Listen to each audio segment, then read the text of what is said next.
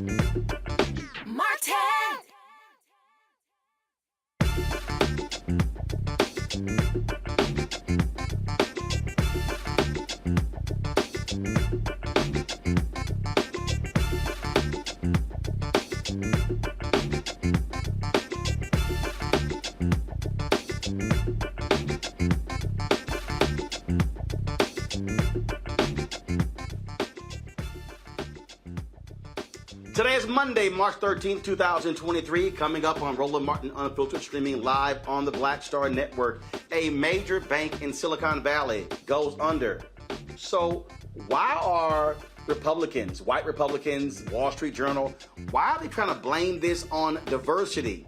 Yes, it is beyond laughable. We'll tell you how the shutdown of this Silicon Valley bank is the latest attempt by white conservatives to blame woke for everything. Vice President Kamala Harris not returning the phone calls of Senator Elizabeth Warren, who's trying to apologize after she, let's just say, did not give an endorsement to Harris being on the ticket in 2024. What the hell is up with Democrats and their infatuation with trying to replace Vice President Harris? We'll break this thing down on today's show. Also, remember the Arizona geologist who went missing? He's been missing for 628 days. We'll give an update on the case of Daniel Robinson. Also, the FBI released 2021 supplemental hate crime report showing an almost 12% surge in hate crimes in America. I told you about those white domestic terrorists. Also, the Academy Awards took place last night. A lot of people upset. Angela Bassett did not win. Ruth Carter becomes the first black woman to win 2 Oscars. We'll show you. And of course, Jimmy Kimmel did address the slap that took place last year between Chris Rock and Will Smith. Y'all, it is time to bring the funk. I'm Roland Martin Unfiltered on the Black Star Network. Let's go. He's got it. Whatever the miss, he's on it. Whatever it is, he's got the scoop, the fact, the find. And when it breaks, he's right on time and it's rolling. Best believe he's knowing. Putting it down from sports to news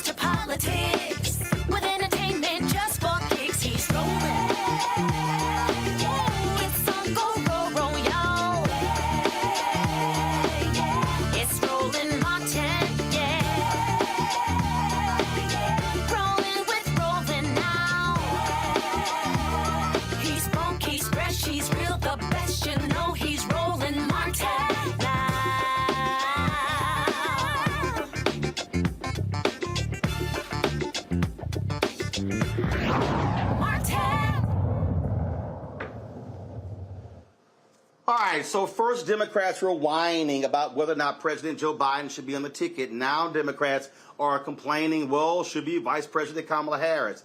Senator Elizabeth Warren did an interview with a Boston radio station a few weeks ago where she was asked the question, and, well, let's just say she sort of created a whole drama by not giving a ringing endorsement of Vice President Kamala Harris. Listen. I really want to defer what makes Biden comfortable on his team. I've known Kamala for a long time. I like Kamala. I knew her back when she was an attorney general and I was still teaching, and we worked on the housing crisis together. So we go way back, but they have to be a team, and my sense is they are. I don't mean that by suggesting I think there are any problems. I think they are. Well, apparently Warren has been apologizing. She's now placed phone calls to the vice president. The VP's chief of staff has returned the phone call. Harris has not actually returned her phone call. Warren did issue in a statement. This is after the interview with the Boston National Public Radio. Quote, I fully support the president's and vice president's re-election together and never intended to imply otherwise. They're a terrific team with a strong record of delivering for working families. Let's go to my panel about this. Dr. Julian Malvo, Dean of the College of Ethnic Studies, California State University, Los Angeles. Dr. Amakongo Dabinga, professorial lecturer, School of International Service, American University. Renita Shannon, former Georgia State Representative. Okay, I don't understand what the hell's going on here, Julian. Look, I've been saying this for the longest. Democrats need to shut the hell up, accept the fact that Joe Biden, yes, will be 82 years old when he runs. He is going to be the Democratic nominee, period. Vice President Kamala Harris is going to be the VP nominee, period. It's just dumb to me if they're going back and forth on this. That's what it is. Accept it, move on, focus on beating the Republicans next year. Democrats have a tendency to shoot themselves in the foot. We do it over and over and over again. And this is a prime example of that. Elizabeth Warren didn't need to say anything. All she could say was what she said in her statement. You know, I support the ticket. But instead, she's going down the mulberry bush, and she's really wrong. I appreciate her, you know, from her economic populism for a number of other things. But I just think this was a wrong statement to make at a time when Democrats are vulnerable, are shooting themselves in the foot. So I don't know why she did it, but she did it. And now she's trying to apologize. And that's called too much, too little, too late. There are a coterie of Black women surrounding Vice President Harris, and we're not fooling with these fools who continue to disrespect her. And that includes Senator Warren. You cannot disrespect Black women and think that it's okay. And so she can say whatever she has to say. The comment was disrespectful, and if I was Kamala, I wouldn't be calling her back either. It's simply, to me, Congo, a complete waste of time. She is going to be the nominee. And my whole deal is answer the damn question. It's just like what all these Democrats were asked last year. You know, will you endorse Vice President Joe Biden? And then people were like, well, we'll see. What the hell are you talking about?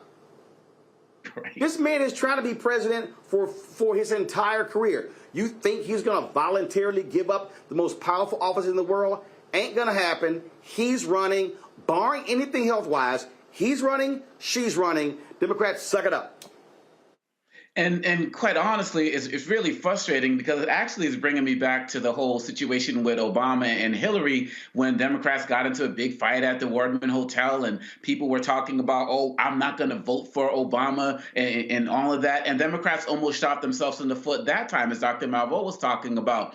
And so we're seeing a situation now where it's not like this is Biden and Harris running for the first time. They are already there. I heard someone talking about, well, Vice President Harris hasn't accomplished much. What is the Vice President supposed to accomplish? What does Mike Pence accomplish when he was Vice President? They're doing all of these digs, and Roland, the Republican Party is so vulnerable right now that Democrats, they're jumping on this nonsense about Biden's age, even though so many young people in the party support a man like Bernie Sanders, for example, while nobody's talking about Trump's age on the Republican side. And they're also looking at whether vice president is going to be dumped going into the second election. But quite honestly, Roland, We have seen this before, and we're going to continue to see it. And what Elizabeth Warren did, she kind of blew the lid off of what many of these people in the Democratic Party are thinking. And I do believe that at the end of the day, this can really cost us an opportunity to really win back the House in the next election if we spend all of this time fighting. She is already there. She's doing an incredible job. And she represents the #1 constituency for the Democratic Party. So putting out any nonsense suggesting that she shouldn't be there, we don't care how far back you knew her when y'all were teaching and all of this, when you were teaching and all of this nonsense, fall in line like the Republicans do going into 2024. But Roland, lastly, I will say, I think they also fear her being the face of the party running for president in 2028. So they're starting to just throw more shade right now, and it's got to stop. Renita, it's real simple. You can't focus on 28 until you win in 24. So shut the hell up. Put all of your energy into raising money, building awareness, talk about your accomplishments. And the reality is this here, let's just be real clear. Nobody is out there voting for the vice president. They're voting for the president. I don't care whether you're Republican or you're Democrat. Well, I think that this situation is actually not really about Elizabeth Warren. I think this is about a concerted effort that we've seen from the media to pretty much tell us every single week or every time we see any article printed about Kamala that she's not doing a good job, she's not doing anything, where has she been? I mean, we almost never see any articles about the actual work that she is doing. It's just always a constant stream of chipping away at her and expecting more from her than we've ever expected of any vice president. I mean, to your point, Roland, most people can't even remember the names of vice presidents who have served in the past. And so Kamala has done what she's supposed to do as a vice president. And I really think that this is more of the media just continuing to print things. And I don't know who is exactly behind it. It feels so concerted and so organized. It just really feels like that's what they're trying to do. But I will say this, we do have softness on the left, okay? So Biden does need to do things policy-wise. We cannot just tell people to shut up and vote because that is going to have us lose elections. So there are things that on the policy side that do need to get fixed. We saw what happened with overturning, him working with the Senate to overturn pretty much a criminal justice reform that was done in D.C. So we have real issues that do need to be snaked out. This is not one of them. What VP Harris has done, that is not an issue. And I really wish media would stop with this concerted attack because it's really showing a black tax on her that we've never seen any other vice president have to deal with. Yeah, but there are no media attacks if you don't have Democrats who if they stop talking about it, then there are no stories. I mean, that's what the real problem is. And so I just think to me it's just dumb. So like really move the hell on. All right, folks. Got to go to break. We come back. White conservatives. Oh my goodness. I keep telling y'all while we read my book, White Fear. Now they're trying to blame diversity for the 2 banks shutting down, including one in Silicon Valley. Wait until I show you what was in this Wall Street Journal article. These people are utterly hilarious, as if white men have not been destroying the country and destroying banks all of these years. Well, I'll tell you next. You're watching Roland Martin Unfiltered on the Black Star Network. Don't forget, if you're watching on YouTube, hit that like button, folks. Also, once you hit the button, share button on Facebook, like button as well, plus on our app. Speaking of our app, download it on the Black Star Network, Apple phone, Android phone, Apple TV, Android TV, Roku, Amazon Fire TV, Xbox One, Samsung Smart TV. Don't forget you can watch us on Amazon News by simply going to, or say Alexa, play the Black Star Network. So check us out there as well. And of course, support us with your resources. Join our Bring the Funk fan club, send check-in money orders, P.O. Box 57196, Washington, D.C., 20037-0196. Cash App, $RM Unfiltered, PayPal, R Martin Unfiltered, Venmo, RM Unfiltered, Zelle is Roland at RolandSMartin.com, Roland at RolandMartinUnfiltered.com. And be sure to get my book, White Fear, How the Brownie of America is Making White Folks Lose Their Minds. Available at all bookstores, downloaded on Audible as well. Back in a moment.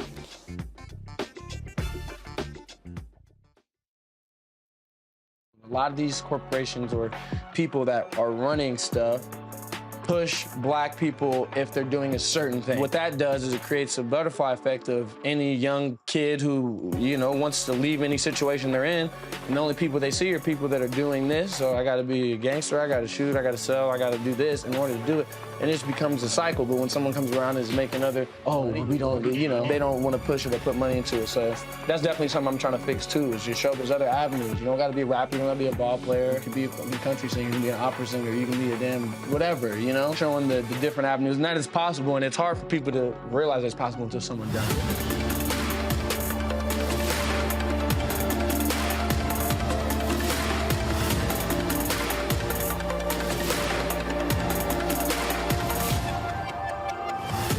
next on The Black Table with me, Greg Carr. We featured the brand new work of Professor Angie Porter, which, simply put, is a revolutionary reframing of the African experience in this country. It's the one legal article everyone, and I mean everyone, should read. Professor Porter and Dr. Valencia Watkins, our legal roundtable team, join us to explore the paper that I guarantee is going to prompt a major aha moment in our culture. You crystallize it by saying, who are we to other people? Who are African people to others? Governance is our thing. Who are we to each other? The structures we create for ourselves, how we order the universe as African people. That's next on The Black Table, here on the Black Star Network.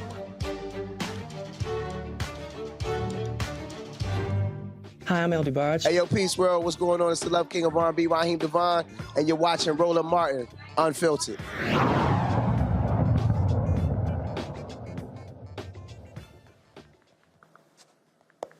All right, folks, let's just be clear what's going on here. You got this bank that shut down in Silicon Valley. The feds are trying to actually auction it off.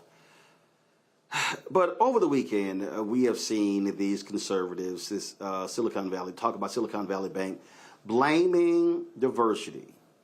Now, you had Congressman James Comer on Fox News. Guys, if y'all have the soundbite, let me know, where he was like, oh, I think it was because they were woke. They were so busy focusing on being woke. Just stupid. Just stupid. So the Wall Street Journal actually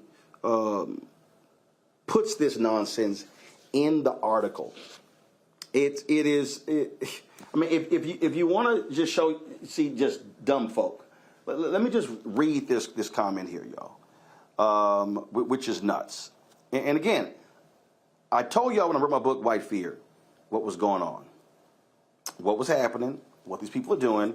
So they want to blame everything for diversity. And when I say everything, I literally mean everything. So this is what this idiot writes in the Wall Street Journal. Was there regulatory failure? Perhaps. SVB was regulated like a bank but looked more like a money market fund. Then there's this. In its proxy statement, SVB notes that besides 91% of their board being independent and 45% women, they also have 1 black, 1 LGBTQ, and 2 veterans. I'm not saying 12 white men would have avoided this mess, but the company may have been distracted by diversity demands.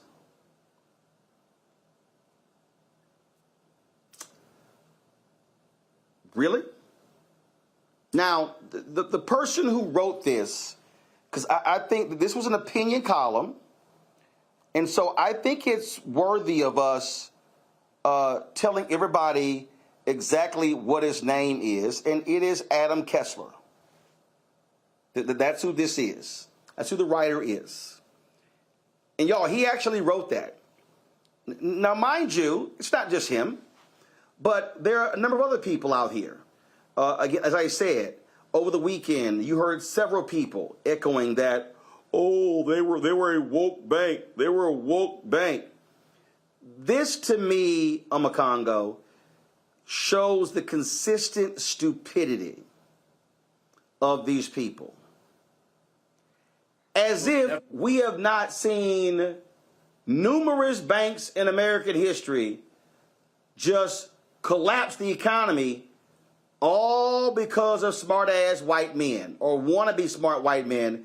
So, I mean, people, I keep telling people, get used to more of this because they want to blame everything on diversity. Yep. Most definitely. And I see it every company I speak at when I'm talking to employees and they're talking about the issues, people feeling like because they represent diversity in the organization, they are blamed for problems that are happening, this type of diversity fatigue.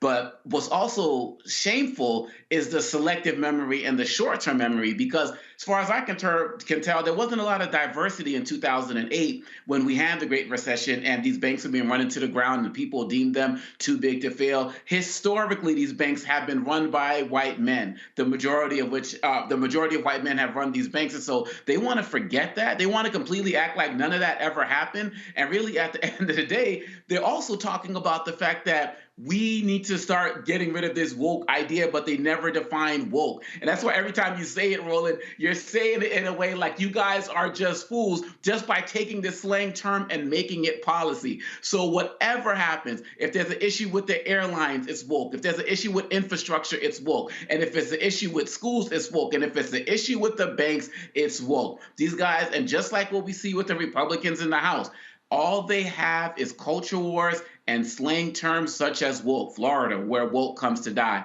They have no real knowledge. So we have to continue to hold their feet to the fire, and we cannot let them forget the past. We can't let them forget that 2008 happened. And again, we can't forget that what about Bernie Madoff? I mean, the list goes on and on about situations in banks and organizations and companies that have failed, that were run by white men and left the majority of people who are part of their company out to dry. And so we have to call it out, because if we don't call it out, who will?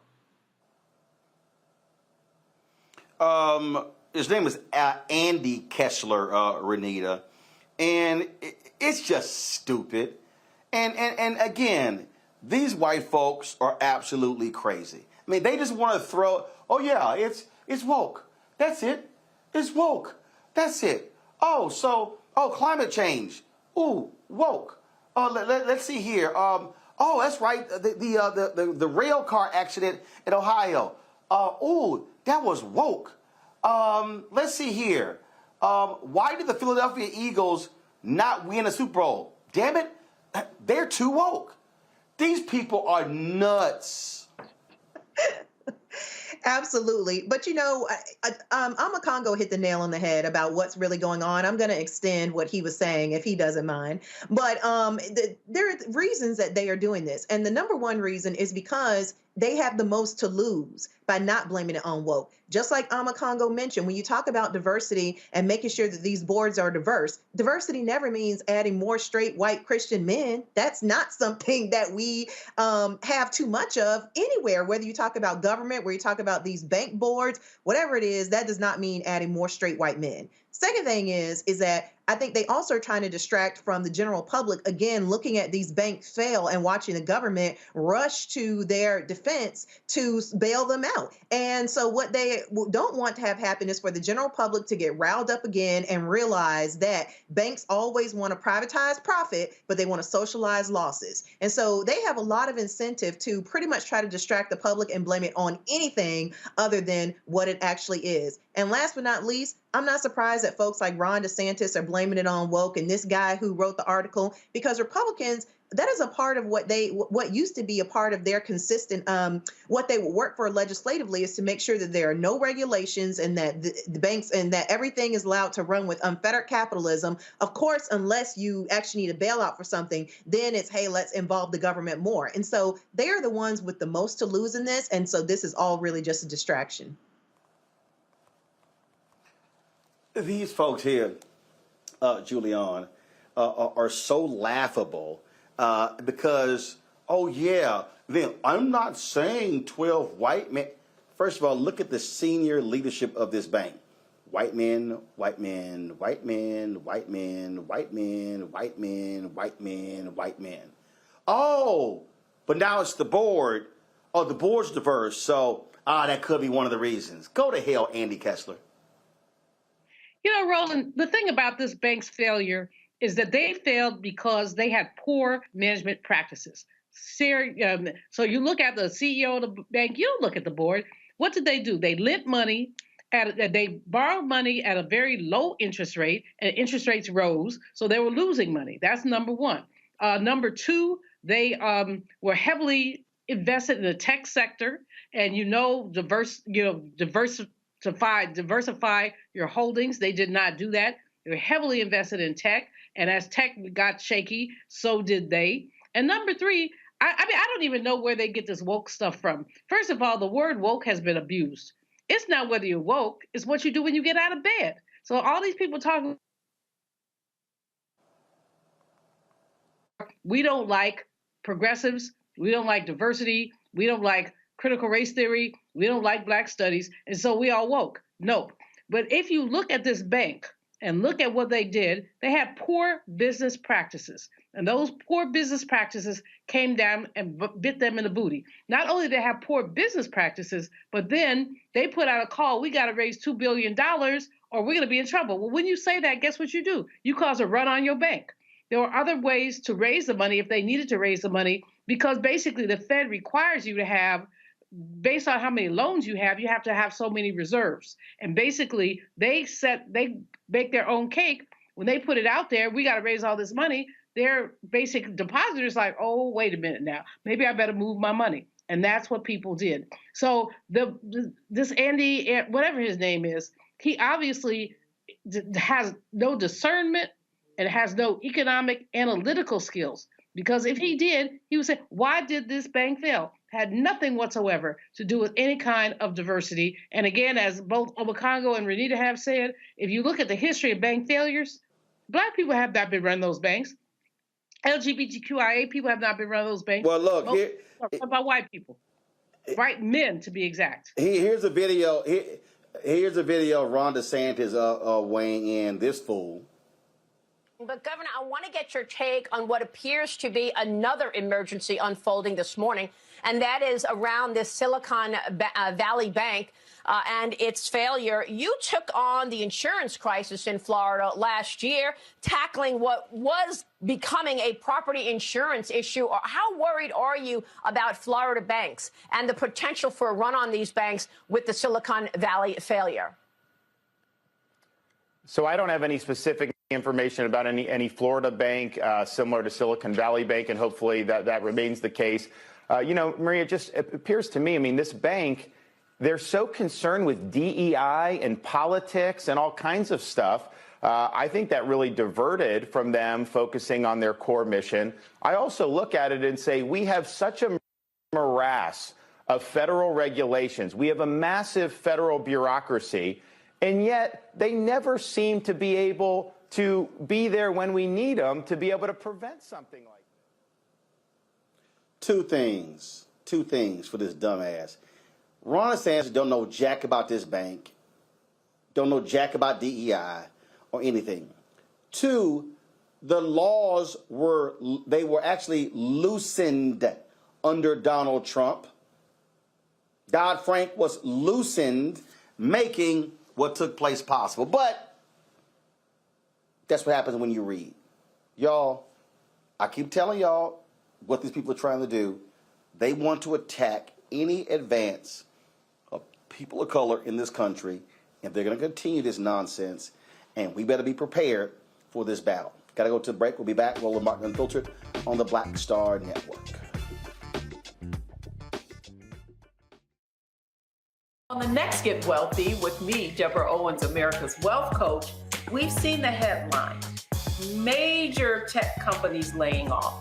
Google, Facebook, Twitter, just to name a few, and tens of thousands have been laid off as a result. On the next Get Wealthy, we take a look at what it means to recession-proof your career in tech. Joining me will be Kanika Tover, and she's going to be sharing exactly what you need to do to turn anxiety into achievement. Shifting our mindset to thinking that only opportunities exist in big tech is something that we're going to have to shift fast, because there's so many opportunities that are out there that we have to change the way we were thinking about our careers. That's right here on Get Wealthy, only on Black Star Network. On the next, A Balanced Life with me, Dr. Jackie, just who do you think you are? And maybe more importantly, who is it that you think you're trying to please? The answer to that second question is really wrapped up in the first. Think about that. Being the true, authentic you, no matter the circumstance. But we learn the art of forgiveness, not only of forgiving one another, but forgiving ourselves.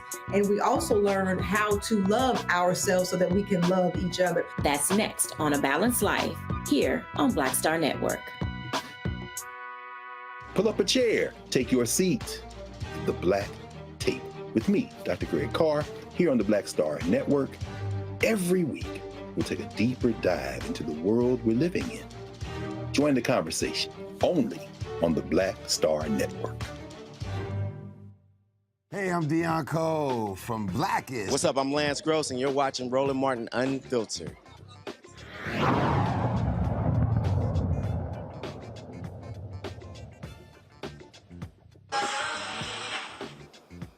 All right, fam, we keep telling y'all about these hate crimes, and the FBI has offered some details with regards to 2021. It is called the Supplemental Report, showing that hate crimes in the United States rose by 11.6% in 2021. Incidents rose from 7,262 in the first report to 10,840 in the revised version, up from 8,263. The data was released by the FBI in October and contained gaps because only 52% of U.S. law enforcement agencies reported a full 12 months of 2021 information. The Associate Attorney General Vanita Gupta issued the following statement: preventing, investigating, and prosecuting hate crimes are top priorities for the Justice Department, and reporting is key to each of those priorities. The FBI supplemental report demonstrates our unwavering commitment to work with our state and local partners to increase reporting and provide a more complete picture of hate crimes nationwide. We will not stop here. We are continuing to work with state and local law enforcement agencies across the country to increase the reporting of hate crime statistics to the FBI. Hate crimes and the devastation they cause communities have no place in this country. The Justice Department is committed to every tool and resource at our disposal to combat bias-motivated violence in all its forms. The FBI tracked the 96 cities across 16 states to identify statistically significant trends. Boy, I guess this just sort of blows out the water, Renita, all of these idiots who say, oh no, everything is great and wonderful, hate crimes or issues of race, it's not a big deal. Absolutely. And it's actually scarier than we all realize, because the way it works is that hate crimes are defined in law, but most states, Georgia, for example, and most states in the country, and I'm sure, I don't even know if the federal level actually does this, but most states do not actually define what is anti-Black racism. They don't define what is racism. And so for a hate crime to even be reported and be classified as a hate crime, there has to be something that was involved in the crime that shows that there was a bias against a specific community. So you have things take place all the time that we know, or communities know, that these are hate crimes, but because there was no obvious bias, it's not classified as a hate crime. For example, Emmett Till's murder, the murder of Emmett Till was never classified as a hate crime. Everyone knows that that was a hate crime. And so these numbers are actually low. And so things are actually scarier than what is even being reported. Look, we continue to explain to people, Julian, that the reality of racism in America is still alive and well. We reported on the DOJ getting convictions. Last week it was a white man burning a cross in the yard of his neighbors, trying to intimidate them. We can go on and on and on. These things are still real in this country, no matter what white folks say. Still real, but there's also a state of denial. There's so many white people in particular, but there are others. I mean, you will find some Black conservatives, oh no, are you sure that was a hate crime? Maybe it was just an altercation. The fact is that racism is alive and well, and anti-Blackness has basically increased at an exponential level in the last few years, after the Orange Man basically gave people permission to say and do things they would not have said and done before. The FBI report is useful, but will be even more useful would be if the Department of Justice would do a better job at investigating and shutting down some of these hate crimes. I'm really pleased. I think you had, well, I saw Kirsten Clark on somebody's air. I think we had her on, but somebody's air talking about Louisville and the 70 or 90 page document they delivered that talked about the bias and the problems with their police department. But that's the tip of the iceberg. These things are happening all over the country. And the fact is that while people deny anti-Blackness, they revel in the white supremacy that exists. So we've seen, I remember when they said that Black domestic terrorists? Well, no. No one has been able to document that, but we do document and we know that there are white domestic terrorists who basically get a pass most of the time. Look, these things are still real here on Congo, and it's important to report the stats, but it's also important for people to understand that hate exists, that the FBI has been clear. The greatest threat in this country continues to be white domestic terrorism. And let's be honest with the fact that that came from the FBI headed by Christopher Wray, who was a Trump appointee. So for people to say this is just a Democratic, going back to our last segment, woke idea, absolutely not. And we have to understand that 65%, and this is where everybody who's like not part of Black America really needs to get on the bandwagon and understand this, because consistently Black people are number one, no matter how much the hate crimes increase. But when you look at the stats, 65% of the attacks were based on race, ethnicity, ancestry bias. So that could be Black, Jewish, Asian, and so on and so forth. But the other 35% of these crimes, Roland, were also related to things related to sexual orientation, related to physical ability, or what people call disability, gender bias, and the like. And we see what's happening with people within our trans community as members of the government of the Republican Party are actively working across the country to ban trans people in every way, shape, or form, or get rid of other things like drag queen races and parties and things like that. So it's beyond, even though we are the number one target and they keep coming for us first, people who have not been fighting actively to stop hate crimes need to understand that it's only a matter of time before they come for your group. Sales of guns within the Asian community started to rise exponentially throughout the COVID pandemic as Trump and his cronies were blaming them for the quote-unquote Kung flu and other type of ignorant terms. Many who I listened to within that community said, we never thought it was going to happen to us. Nobody in this country should feel that they are going to get a pass or that they are going to be immune. Learn from what has happened to us, and let's continue to partner and work together to fight these groups and call them out and make sure that they get prosecuted. Because like Dr. King said, you can't legislate morality, but you can regulate behavior. We need to get them off the streets, incarcerated, in prison, out of their jobs, wherever they are, out there lurking, and come together and fight this, because nobody's safe. Bottom line here, Renita, that the focus on attacks are going to be about race. Period. It's not. The reality is, it's going to be about race. That's where the attacks are going to be. Well, and I mean, but to Amakongo's point, we are seeing increasing attacks for the trans community, for LGBTQ community. So like Amakongo said, we're all in this together. We are all, race are some of the oldest attacks. And of course, they are ongoing. And a lot of that is because of the refusal of the DOJ and other federal agencies to really take white domestic extremism for the white domestic terrorism seriously in the way that they should. And the more that we allow this sort of cancer to just fester within our country, the more and more we see that hate crimes will just go unchecked. Julian, the reason I say race is always going to be at the top, because it is always being here. Yes, you're seeing increases in other areas, but the bottom line is we are the default for America. Absolutely.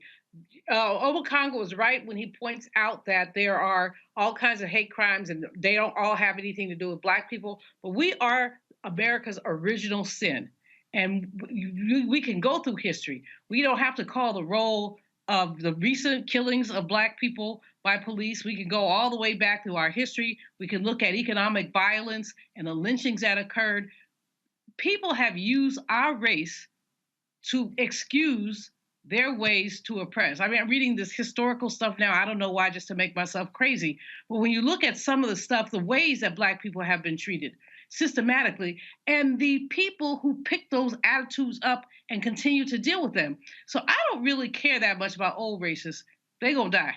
But when you get a 20-year-old, 30-year-old who's talking the same crap that their grandfathers are talking, that lets you know how persistent anti-Blackness is. And it's not just anti-Asian, anti-gay. It's anti-blackness at the root, and the rest of it, if we're the root, the rest of it are branches on the tree. But they get away with oppressing other people because they get to oppress our people. And we could just, there's so many examples, Roland. You know, you talk about white fear in your book, great book, by the way. Talk about white fear, but it's more than fear. It's their paranoia. They're afraid that we will do to them what they did to us. No, that's exactly what it is. Exactly what it is. And so, we are seeing these things continue. Folks, remain vigilant and always protect yourself at all costs. All right, going to a break. Don't forget, folks, if you're watching on YouTube, hit that like button, y'all. We should easily get 1,000 likes by the top of the hour. Also, of course, we want you to download our Black Star Network app. Let's move on to hit. Let's try to hit. We're about 10,000 away from 75,000 downloads. Apple phone, Android phone, Apple TV, Android TV, Roku, Amazon Fire TV, Xbox One, Samsung Smart TV. Speaking of Amazon Fire, if you've got Amazon Fire, you can click news and you can see our 24-hour channel, the Black Star Network, right there on Amazon News. You can also, of course, support us. Your dollars make it possible. About to travel across the country. I'm actually in New York City right now, doing the Breakfast Club tomorrow, Ebro in the mornings on Wednesday, talking about my book, White Fear. Of course, you can send your check and money order to P.O. Box 57196, Washington, D.C., 20037-0196. Cash App is $RM Unfiltered. PayPal is R Martin Unfiltered. Venmo is RM Unfiltered. Zelle, Roland at RolandSMartin.com. Roland at RolandMartinUnfiltered.com. And if you haven't gotten your book, get White Fear, How the Browning of America is Making White Folks Lose Their Minds. Available at bookstores nationwide, Amazon, Barnes & Noble, Target. You can also download your copy on Audible. We'll be right back. Hatred on the streets, a horrific scene, a white nationalist rally that descended into deadly violence. White people are losing their damn minds. As an angry pro-Trump mob storms the U.S. Capitol, we've seen shootings. We're about to see the rise of what I call white minority resistance. We have seen white folks in this country who simply cannot tolerate black folks voting. I think what we're seeing is the inevitable result of violent denial. This is part of American history. Every time that people of color have made progress, whether real or symbolic, there has been what Carol Anderson at Emory University calls white rage as a backlash. This is the rise of the Proud Boys and the Boogaloo Boys. America, there's going to be more of this. Here's all the Proud Boys, guys. This country is getting increasingly racist in its behaviors and its attitudes because of the fear of white people. The fear that they're taking our jobs, they're taking our resources, they're taking our women. This is white fear.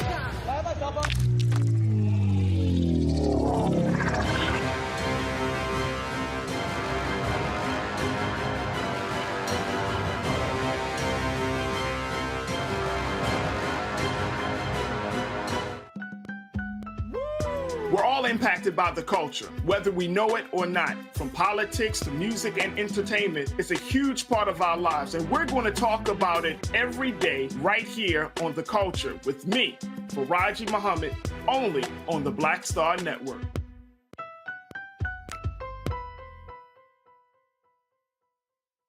Hi, I'm Eric Nolan. What's up, y'all? I'm Will Packer. I'm Chrisette Michelle. Hi, I'm Chaley Rose, and you're watching Roland Martin Unfiltered.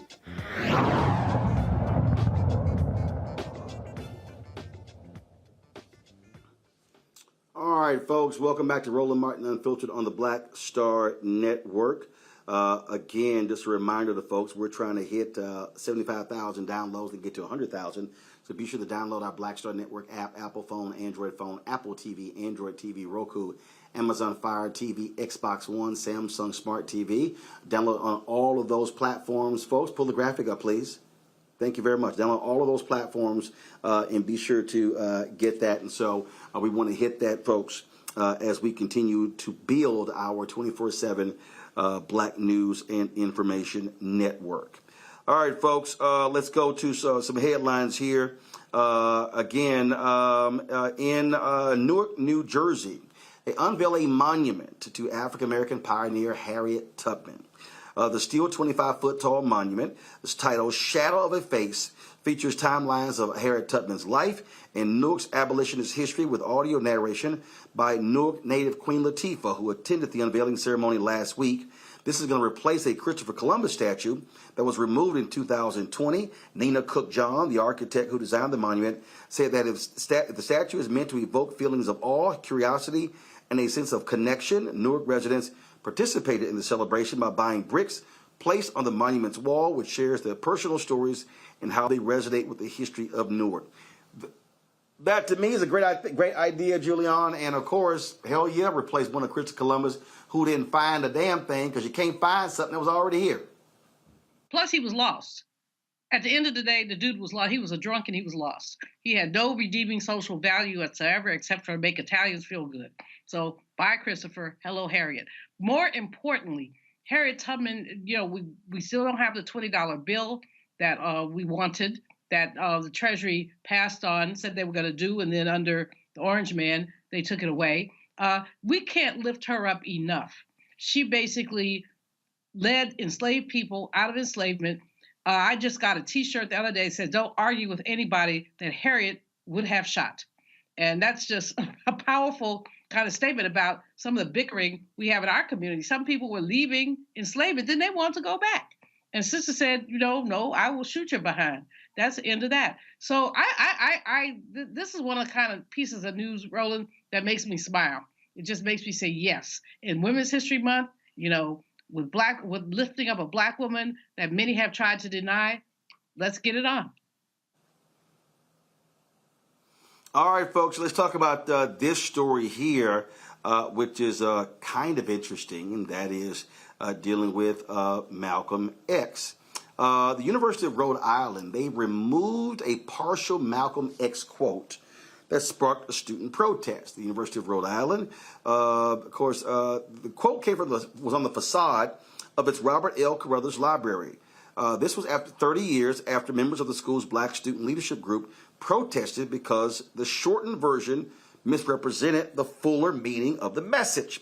The quote on the building was shortened to, quote, "My alma mater was books, a good library I could spend the rest of my life reading, just satisfying my curiosity." The actual quote, which was in the autobiography of Malcolm X, by Malcolm X, as told to Alex Haley, read, quote, "I told the Englishman that my alma mater was books, a good library. Every time I catch a plane, I have with me a book that I want to read, and that's a lot of books these days. If I weren't out here every day battling the white man, I could spend the rest of my life reading, just satisfying my curiosity, because you can hardly mention anything I'm not curious about." University President Mark Parlange pledged to have the quote removed out of respect for the student group, which recently held a 30th anniversary. Quote, "Our university is grateful to those students for their courage, and I'm grateful to today's generation of student leaders who, advocating in that same spirit, continue to inspire our ongoing work to foster a truly inclusive and equitable community." Michelle Fontes, who participated in the 1992 protest, says she was happy about the change, and this is proof the new administration is striving to do better. Well, this is one of those things, Amakongo, where I say, okay, don't just remove the partial quote, put up the full quote. That's right. It amazes me how, and I've spoken at the University of Rhode Island before, and they've worked, they've made some great strides, but nowadays people are so afraid to avoid teachable moments.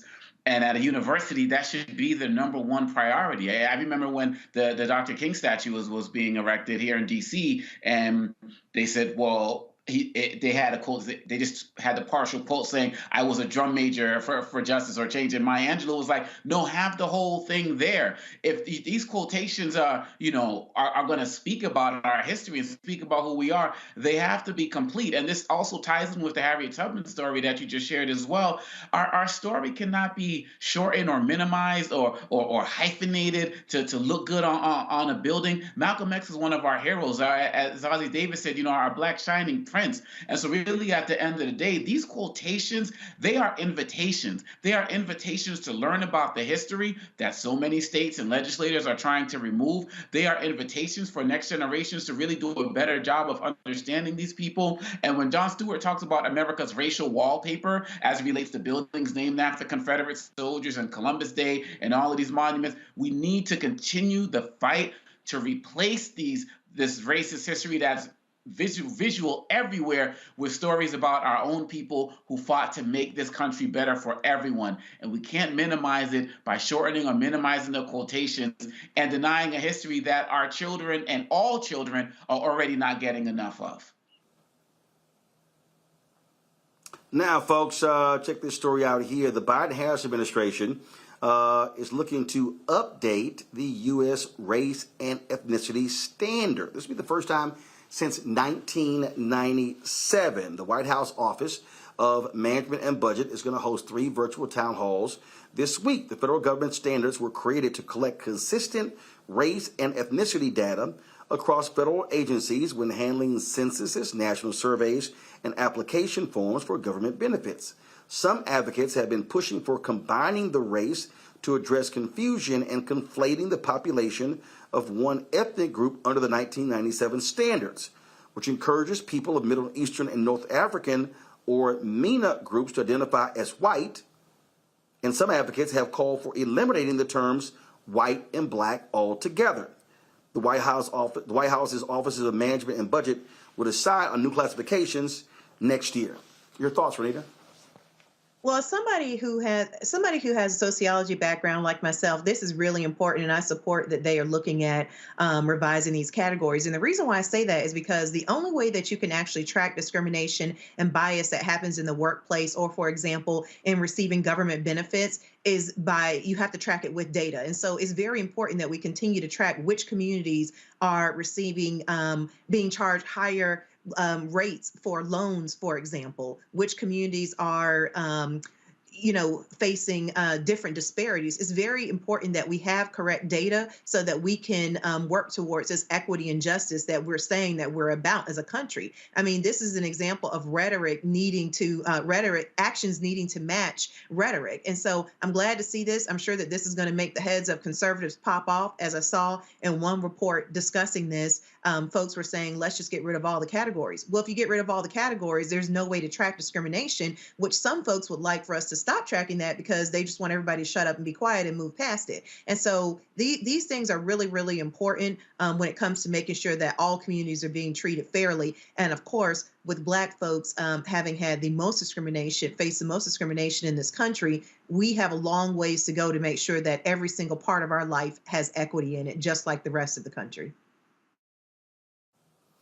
It is, I think it's important for people to understand, Juliana, a lot of people really don't understand how so much is decided when we talk about government programs, we talk about resources, when we talk about National Institutes of Health, when we're talking about, yes, the census, where that the racial data matters, because when you also are talking about racial data, you're also talking about class data and where resources are going.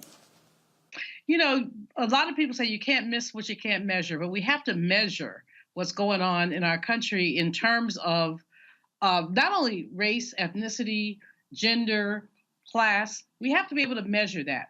What we know for sure, Roland, is that when we have the census data, it affects allocation. When you have a census undercount, that undercount means underfunding. And so it's important, and a lot of people say, I don't want to get counted. Well, you need to get counted because it does make a difference. But there are many people who would just be in denial. This has been a long-term thing that Republicans have attempted. Going back to the 1980s, I recall, unfortunately, I'm that old, to recall many times when they've attempted to stop collecting race data just for years because Ronald Reagan, he said we didn't want to measure our differences. And there was a big fight to stop collecting that kind of data. The data is important. It lets us know where we are. It lets us know about things like poverty, differential poverty, income, differential income. Tomorrow is Equal Pay Day, which means if women They worked until tomorrow. They get the same amount of money that a man earned last year. What's wrong with that data? Number one, well, when is white women's equal pay day? And when is it for Black women, Latina women, and for women of color, it's way further down the calendar. For American Indian women, it's all the way down to like November. So, but if we didn't have that data, we wouldn't know that. We wouldn't be able to measure gender discrimination in the workplace. So it's not just the macro data, it's the micro data and the whole issue of disaggregation. All right, hold tight 1 second, folks. We come back. We'll talk Angela Bassett. Did she get snubbed at the Oscars? Ruth Carter makes history at the Oscars as well. That and more right here on Roland Martin Unfiltered on the Black Star Network. Back in a moment. When you talk about blackness and what happens in black culture, we're about covering these things that matter to us, speaking to our issues and concerns. This is a genuine people-powered movement. There's a lot of stuff that we're not getting. You get it, and you spread the word. We wish to plead our own cause. Too long have others spoken for us. We cannot tell our own story if we can't pay for it. This is about covering us. Invest in black-owned media. Your dollars matter. We don't have to keep asking them to cover our stuff. So please support us in what we do, folks. We want to hit 2,000 people, $50 this month, raise $100,000. We're behind $100,000, so we want to hit that. Y'all money makes this possible. Checks and money orders go to P.O. Box 57196, Washington, D.C. 20037-0196. The Cash App is $RM Unfiltered. PayPal is R Martin Unfiltered. Venmo is RM Unfiltered. Zelle is RolandS.Martin.com. A lot of these corporations or people that are running stuff push black people if they're doing a certain thing. What that does is it creates a butterfly effect of any young kid who, wants to leave any situation they're in, and the only people they see are people that are doing this. So I gotta be a gangster, I gotta shoot, I gotta sell, I gotta do this in order to do it. And it just becomes a cycle. But when someone comes around and is making we don't, they don't want to push it or put money into it. So that's definitely something I'm trying to fix too, is just show there's other avenues. You don't gotta be a rapper, you don't gotta be a ball player, you can be a country singer, you can be an opera singer, you can be a damn whatever, showing the different avenues. And that is possible, and it's hard for people to realize it's possible until someone does it.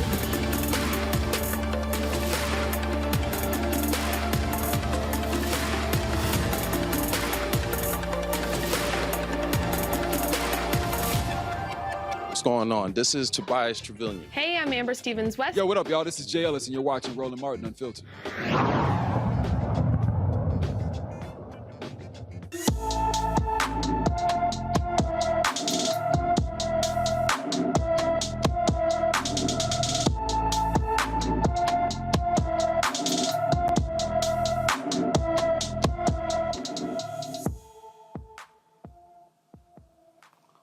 All right, folks, Courtney Smith has been missing from Gary, Indiana since January 5th. The 18-year-old is 5 feet 10 inches tall, weighs 150 pounds, with black hair and brown eyes. Anyone with information about Courtney Smith should call the Gary, Indiana Police Department at 219-881-7471, 219-881-7471. Folks, we did the story previously about this young man, David Robinson, first of all, Daniel Robinson, and how he has been missing. He was a geologist who was missing in Arizona. Now, his dad, David Robinson II, has just been on a focused path to find his son. He's been missing for 628 days. Now, skeletal remains found in a remote desert area of Buckeye, Arizona, fuel speculation that they belong to Daniel Robinson, who disappeared on June 23rd, 2021. Well, they do not. So here for an update from South Carolina on the search for his son is David Robinson II, president and founder of the Daniel Robinson Foundation. Glad to have you back, David. Unfortunately, you still are don't have the information that you need. When we last talked, I remember asking you specifically, what type of support had you been getting from the company that your son was working with? Because there were several white workers he was out in the desert with, correct? Well, actually, there's one worker that he was out in the desert with that particular day. That is something typical of that kind of job. However, yes, the company itself has not done anything towards actually doing their own searches to locate my son. He's on the job, of course, and that's one of the things that started off initially was one of the problems in this whole case. So, for folks who do know, who were not watching then, describe exactly what happened. What do they say happened with your son? That what he left on his own accord? Please explain to folks what they say took place. Well, the only person that see my son, he was out at well site waiting on my son that morning. My son went to one well site prior to going to the second well site. He's a field geologist. Go out to these well sites, meet one representative. The one representative said that my son met him out there on the side of the road. My son followed him into that desert. They went 1 mile west, 2 miles north to get to this well site where they will be completing their job. According to that guy, he said my son, they reached there at 9 o'clock. By 9:15, my son waved out to him, disappeared in the desert, had to never be seen again. Almost 30 days later, my son's vehicle showed up farther into that remote part of that desert and ravine. Everything on his body was lying in a pile 3 feet away from that vehicle, but my son has not been found since. And that is what is still so strange, how his personal effects were found. That's right. The cell phone, his work computer, for instance, his wallet, his keys to his apartment, things like that was found in that vehicle. Case of water. It's 118 degrees that time of the year in the summer. Two cases of water in there untouched. Things like that. So yeah, it was a really, really strange episode in that part of the case. Questions from my panel. I'll first start with you, Amakongo. I remember the first time I heard this story, and as a father as well, it continues to break my heart. What I didn't pay as much attention to as I am tonight is the fact that the company refused to help. What reason could they have possibly given for that? And at this stage, is there pressure that we could be putting on the company to get involved at this stage? Well, that's like you said, that should have been done at day one. That's one of the things that we discuss as a family with that company. They have money, they have resources. They should have been out there for the employee to actually put resources out there in the desert to locate Daniel. Of course, being in South Carolina, away from Arizona, over 2,000 miles away, I was reliant as a parent on law enforcement. Law enforcement failed. They denied the helicopter search that I requested for them to go out into that desert. They waited almost 3 days later when my auntie from Philly somehow convinced them to put a flight out there in that desert. But that's too late. Those efforts to locate my son from the job and also, as well as the law enforcement agencies was a little too late, because we already know that first crucial moments makes all the difference in the world. I would not be still searching for my son in my beliefs if they would have acted really quickly. Rita.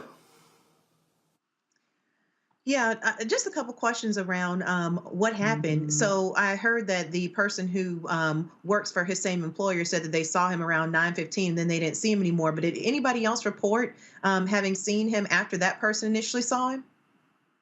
No, not at all. My son, he's a field geologist. He go out to various well sites, and the way he get his assignments, he just leave his home, look on his work computer. They give him assignments. They gave him 2 that morning. One to go to a well site off of I-10, the other in Buckeye, Arizona. The other was off I-10 as well. But this one, the second well site, he was meeting one representative from a company called Weber, a separate company. They supposedly have never met before. First time seeing each other. My son met this gentleman out there, this guy out there in the side of the road there, like I said, and followed him into this well site. this whole narrative, the story, everything about the story is based on one person's word. And was that person investigated? Should have been. One of the things that I have done as a father, you can imagine, the first thing a father would do in my situation is to, this guy tell me my son just walked off. That's unbelievable. I know my son, despite of some of the stereotypes that of black men. I've been there from day one of my son's life. I've been a single parent. I was definitely wanting to get out there and make sure my son was safe. But I hear that story that I heard from law enforcement from this guy at the well site. I didn't believe it. I needed to go and look this man. He had to look me in my eye and tell me the same thing. He eventually started that way in this conversation when I met him on the 28th of June, 2021. He started off exactly verbatim, exactly what the cops said, and then after that, he started changing his story. He knew this. The cops were going to come look into this story. It was going to go national, is the way he put this thing. And as well as some of the other extra steps that he did that was far-fetched from a person who's really so-called concerned. One of the biggest part that was a giveaway to me is the fact that if you're very concerned, all you had to do is make a simple phone call. Those things wasn't done, as well as his storyline did not match my son's phone records. Law enforcement know all these things, and despite of all of that, they hold his story, give it weight. Julian. Sir, first of all, we're very sorry that your son has gone missing, and we hope that, he will be found. Secondly, however, the company that he was working for, we need to know their name. They need to be sued. They were derelict in their duty towards an employee, and so they need to be sued. And then thirdly, this person who had this report that seems to be very questionable, he needs to be fully investigated, and that doesn't seem to have happened. So I'm just hopeful, and what was the name of the company? Maybe we can think about boycotting them or putting the word out. I will say this, if Black folks are watching this and your child is a geology major, they don't need to go there. They don't need to work there, because we know that they don't value their employees. Well, it's called Matrix Southwest Groundwater. They also call themselves Matrix New World. It's an engineering company. What my son's job is to, in Arizona, for instance, they have to have a certain amount of groundwater to build a community. That groundwater have to produce at least 100 years of water, those wells. Each community have to have these wells. My son is a scientist. He's a geologist. His job is to help determine if these groundwaters can produce that 100 years of water. Very crucial. The same area that my son was doing his work in is the same area that the former governor been hiding those water reports that do not have enough water in that ground to produce, to support a new community that's building in that area. That's the reason why my son was out in that area to check the groundwater to see if this community can be built. Billions of dollars out the Howard Hughes Corporation. But of course, once those reports came out, we found out that Daniel's those things that he had to do out there support that it was no water, not enough water to support those communities. So there's a lot of things like that with that company itself. Like you said, my son was working on the company. He's working on that day. He was sent out to the well site by the company, and not one ounce of money went out towards producing helicopter flights that I have to do myself. I had to charter helicopter flights, had to produce my own investigation as well as searches for my son. I did 48 weeks of searches out there, covered 35,000 acres of land with volunteers. Not one time a dime being given from law enforcement to help. Those things came out of a GoFundMe, out of the generosity of the people in the neighborhoods, in the communities, as well as my own pocket. But we also produce human remains while we're out there, things that law enforcement should have been doing, finding human remains, bringing closure to other families, and finding clues about my son's case. So those things have been efforts that I have been doing from day one. Like I said, it's almost going on 2 years now, and I'm still still working it. If folks want to support you in what you're doing, where should they reach out to you? The way you reach out to me is go to pleasehelpfinddaniel.com. That's pleasehelpfinddaniel.com. There's other ways to help that you can help that way, as well as the GoFundMe is there. Also, you have the tab if you guys want to do one of the things that's very crucial for me is getting the word out about my son's case. I have a robust flyer distribution program. Go to pleasehelpfinddaniel.com. There is a PDF there if you want to print those flyers out yourself. Also, you can reach us at pleasehelpfinddaniel@yahoo.com and request those flyers, and we'll send them out to you. All right, then. Well, David Robinson, we surely appreciate it. Thank you very much, and good luck as you continue to search for your son. Yes, sir. I really appreciate it. Folks, going to a break. We come back, we'll talk Angela Bassett and the Oscars, Ruth Carter, and Jimmy Kimmel. He does address the slap last year, Chris Rock, Will Smith. We have all that for you. You're watching Roland Martin Unfiltered right here on the Black Star Network. On the next Get Wealthy with me, Deborah Owens, America's Wealth Coach, we've seen the headline. Major tech companies laying off. Google, Facebook, Twitter, just to name a few, and tens of thousands have been laid off as a result. On the next Get Wealthy, we take a look at what it means to recession-proof your career in tech. Joining me will be Kanika Tover, and she's going to be sharing exactly what you need to do to turn anxiety into achievement. Shifting our mindset to thinking that only opportunities exist in big tech is something that we're going to have to shift fast, because there's so many opportunities that are out there that we have to change the way we were thinking about our careers. That's right here on Get Wealthy, only on Black Star Network. We're all impacted by the culture, whether we know it or not. From politics to music and entertainment, it's a huge part of our lives, and we're going to talk about it every day right here on The Culture with me, Faraji Muhammad, only on the Black Star Network.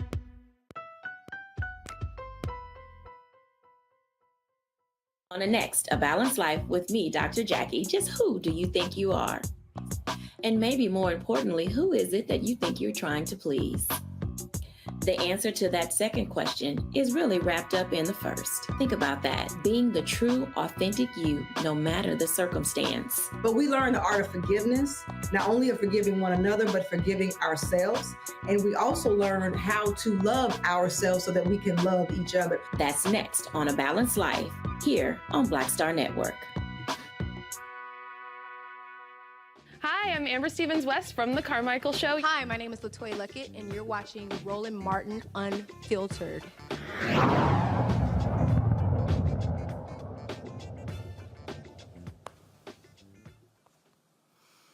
All right, folks, welcome back to Roland Martin Unfiltered right here on the Black Star Network. Don't forget, download our app, Apple phone, Android phone, Apple TV, Android TV, Roku, Amazon Fire TV, Xbox One, Samsung Smart TV. And, of course, if you're watching the show right now on YouTube, be sure to hit the like button. We want to get as many likes as possible. That impacts the algorithm, which impacts the revenue for the show as well. Don't forget, we also are now on Amazon News. That's right. If you got Amazon Fire TV, just go to News, click that, and you can actually pull up our 24-hour, 7-day-a-week channel. And so we certainly want you to do that. And so support us in all that you can. All right, folks, let's talk about what's going to be happening tomorrow in Oklahoma, where the Black Creek's descendants of the Muskogee Creek Freemen are going to be back in court to reclaim their tribal citizenship rights in the Creek Nation. Demario Solomon Simmons is the lead attorney. He joins us right now. Demario, so bring us up to date, because recently I saw your recent post where the court admonished the tribe for not following the judge's order, correct? Well, we're hoping the court is going to admonish them tomorrow. They did not follow the judge's order back from February 9th, where they've been running for over 2 years, Roland, to answer the very basic question of how do they believe they can violate Article 2 of the Treaty of 1866. And the judge ordered them on February 9th that they had to answer that question before our trial, which is April 4th. And they refused to do it. So we're back in front of the court tomorrow, and we're hoping and asking her to admonish them and to force them to answer the question and sanction them for us having to do additional unnecessary work. Again, this goes way, way back for folks who don't understand the details of this case. Bring us up to speed. The Cliff Notes. Yeah, absolutely. Just real quickly, I'll say this. From the late 1700s until 1866, members of the Muskogee Creek Nation enslaved African people and Black people, Creeks of African descent. When at the end of the Civil War, or during the Civil War, some of the Creek Nation, they actually signed a treaty with the Confederacy. Obviously, the Confederacy lost, and part of the Confederacy bringing back those states like Alabama and Georgia and Mississippi, they had to adopt the 13th, 14th Amendment, outlaw enslavement, and make their Black citizens, Black individual citizens.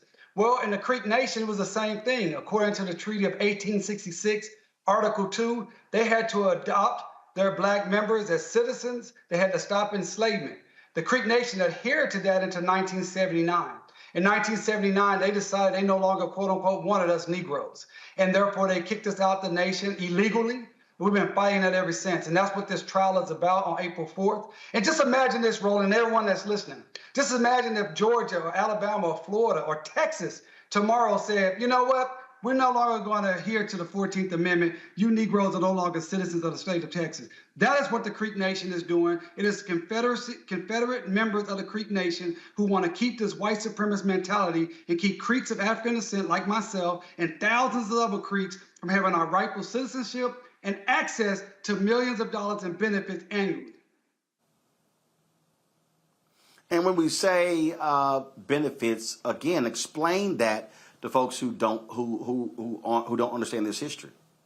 Absolutely. And we're talking about over 100, maybe 150,000 Black Creeks that are in this situation. Most based in Oklahoma. We have members throughout the entire nation. And we're talking about benefits like health care, housing, education stipends, cash stipends. So during COVID, Roland, and I know you know this, but during COVID, the Creek Nation received about $2 billion of ARPA funding. And one of the things that they decided to do was to give each individual Creek citizen about $4,500 cash stipend. That meant that over 100,000 Black Creek citizens, or should have been citizens, did not receive that cash stipend. This will make a substantial, tangible difference in the lives of Black Creeks overnight. Overnight, Black Creeks who do not have the ability to get health care would have health care opportunities the very next day. Black Creeks who need housing would have housing the very next day. Black Creeks who need educational opportunities and benefits would have those benefits the next day, both through the Creek Nation and also through the federal government. Questions from the panel. Renita, you first. Yeah, so I know looking into this that one of the flashpoints of this issue is how the Muskogee tribe decides who is a part of their tribe. So they are saying that you have to be by blood in order to be a part of their tribe. But recently, the Cherokee Nation, they used to say you had to be by blood, but then recently they changed theirs to say it's not by blood. What happened with the Cherokee Nation that is not, I guess, sort of holding up with the Muskogee tribe? What is the difference? Well, the two different nations, and the Cherokee Nation decided to follow the law, and the Creek tribe does not want to follow the law. That's the basic answer. Because the Cherokee Nation had the same type of a treaty of 1866. Theirs was Article 9 that said they had to outlaw enslavement and they had to adopt their Black members. But I also want to be clear, in the Creek Nation, which is Article 2, they say Creeks of African descent or Creeks by blood. My family, my great-great-great-grandfather, Cal Tom, also known as Cal Minko, was one of 5 individuals who negotiated and signed the Treaty of 1866. He was not enslaved. He was a Creek, quote unquote, by blood.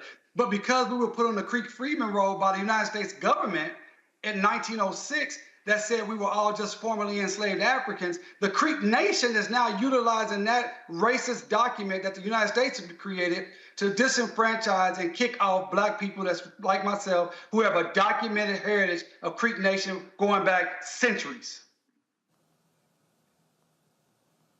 That's a great question. Julian? Brother, first of all, thank you for your work here. I don't think we all know how intertwined Black history is with the Native American history and how we were enslaved often by our Native brothers and sisters, but also often they provided us some shelter when we ran away from enslavement. So it's a very mixed history, but it's someone that not a lot of people know about. My question is, what's going on with the Bureau of Indian Affairs? I mean, that's a federal agency. Yeah, I know you laughing, right? Okay. But anyway, I want to know if the Bureau of Indian Affairs has any role in this and any enforcement and any of that. No, I'm laughing, Dr. Malvo, because you always ask the right question. And the Bureau of Indian Affairs could tomorrow, the Department of Interior, Bureau of Indian Affairs tomorrow could tell the Creek Nation, you are violating federal law. See, treaties are the supreme law of the land. Treaties are right below the Constitution, right? And so the Bureau of Indian Affairs tomorrow could write a letter to the Creek Nation and say, you are violating the Treaty of 1866, Article 2, and until you adhere to this treaty and you bring in these black members of your tribe, we will not recognize your government. They could do that tomorrow. So I laugh because you asked the exact right question. And I also want to address what you said first. There were many, many Native American nations like the Creek Nation that provided leadership, support, and opportunities for Creeks of African descent or runaway enslaved Africans. And it's sad that there is a portion of those members of the nation who cited and wanted to be more European, wanted to have the colonial slave type plantation enslavement economy. And that's what we're still fighting, that mentality. White supremacy, in other words, is still infecting the minds of our own Native brothers and sisters. And I want to be clear about one other thing. The Black Creeks are the co-founders of Greenwood, Tulsa, Oklahoma, Black Wall Street. Black Creeks, so you cannot have justice for Greenwood and justice for the Tulsa Race Massacre without justice for Black Creeks.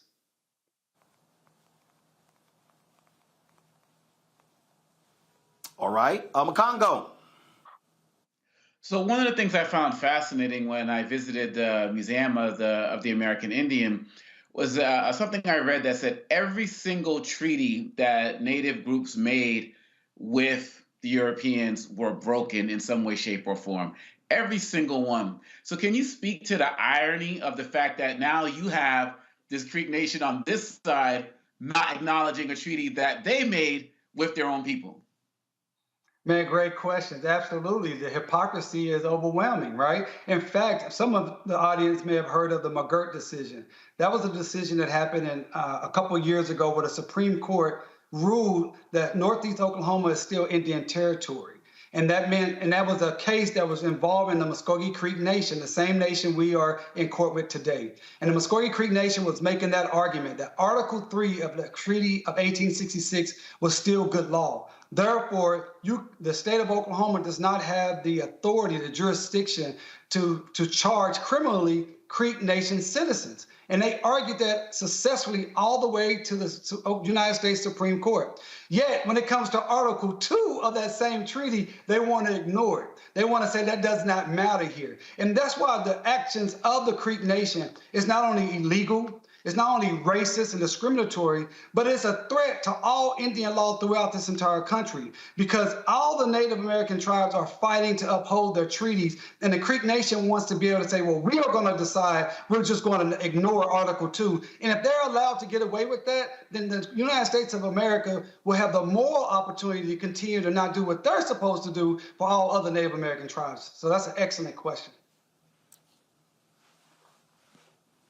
If folks want to actually just read more about this, is there a website that you guys have where they can go check everything out?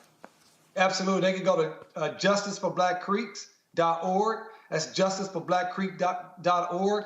Or you could go to justiceforgreenwood.org.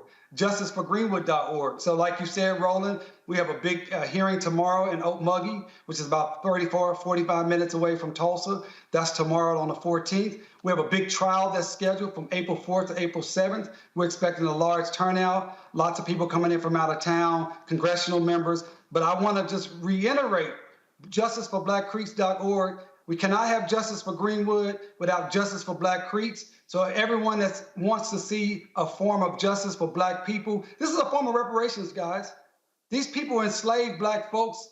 They had to stop the enslavement. They had to bring us in as citizens, and they owe us the benefits, and now they're reneging on it. I need everyone to jump in on this. This is a reparations fight for all of us. All right, DeMario Solomon Simmons, we appreciate it. Thanks a lot. Appreciate it, Roland. Folks, when we come back, Angela Bassett, Ruth Carter, Jimmy Kimmel talks about the slap. We'll show you what took place yesterday at the 95th Academy Awards. You're watching Roland Martin Unfiltered on the Black Star Network. Download our app, Apple phone, Android phone, Apple TV, Android TV, Roku, Amazon Fire TV, Xbox One, Samsung Smart TV. Join our Bring the Fuck fan club. Your dollars make it possible to do what we do.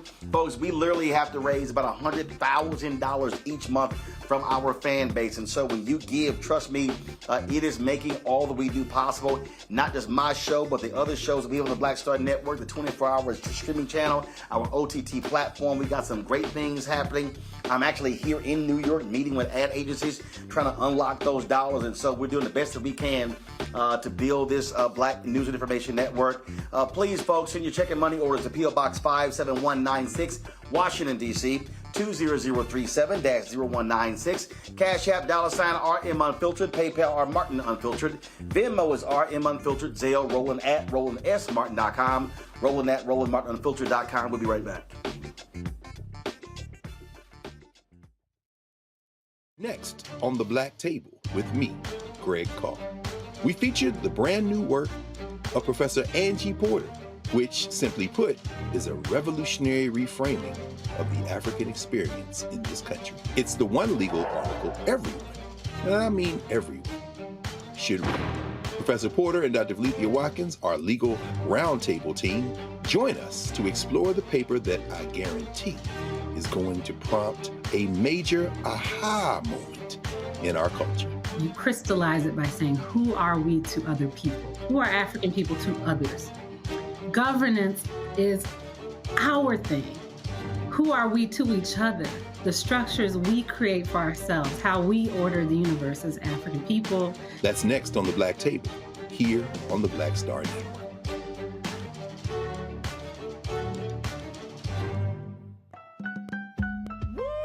We're all impacted by the culture, whether we know it or not. From politics to music and entertainment, it's a huge part of our lives, and we're going to talk about it every day right here on The Culture with me, Faraji Muhammad, only on the Black Star Network. I'm Deborah Owens, America's Wealth Coach, and my new show, Get Wealthy, focuses on the things that your financial advisor and bank isn't telling you, but you absolutely need to know. So watch Get Wealthy on the Black Star Network.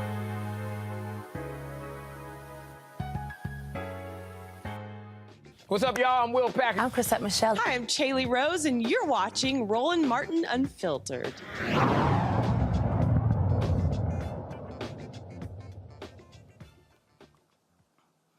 All right, folks, last night was the 95th Annual Academy Awards, and many people, of course, were tuning in to see how Jimmy Kimmel would address last year's slap, Will Smith smacking Chris Rock. Well, this is how he did it.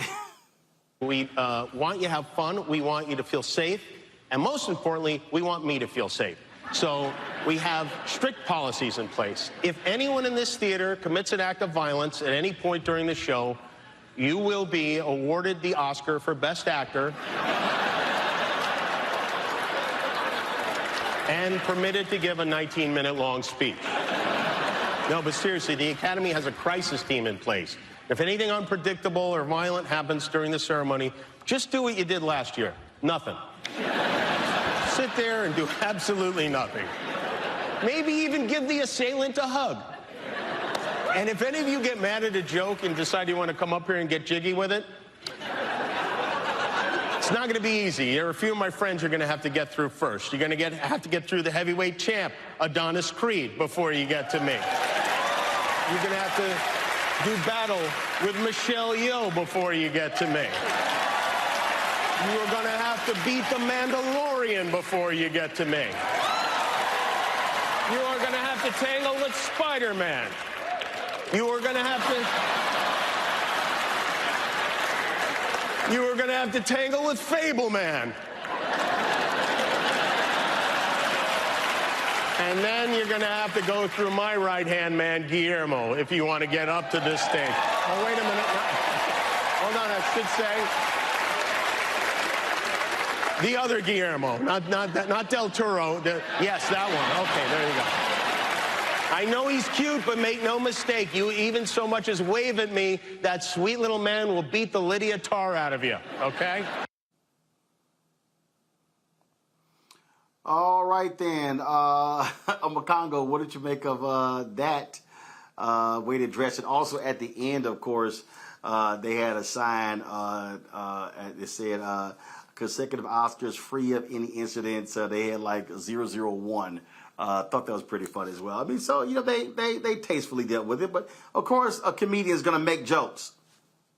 Most definitely, just like we talked about last week with selective outrage. And, I know that there are some people who felt like it should have been left alone, but he didn't do it in a way that trashed Will Smith or anything like that. And how can you not get up there and address it? And so I thought it was hilarious, to be quite honest. I mean, Fableman, I thought that was great. And so really at the end of the day, people were wondering what the Oscars was going to do because quite honestly, like he said, a lot of, no one did anything last year. And the Oscars took forever to make a statement. They took forever to issue any types of punishments. And I know people wanted to move on, but sometimes the way to move on is to kind of have something that's kind of cathartic for everybody who's there and who witnessed it, and people in the audience witnessed it, and we witnessed it all at home. And so I think he kind of put a nail in it finally and just keep it moving.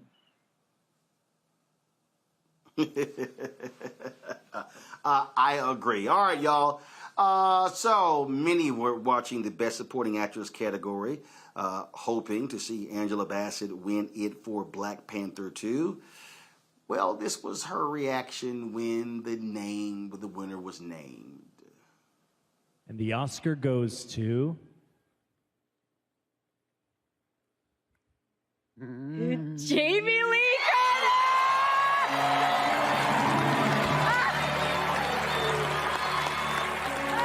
Jamie Lee Curtis made her big screen debut in the horror classic Halloween.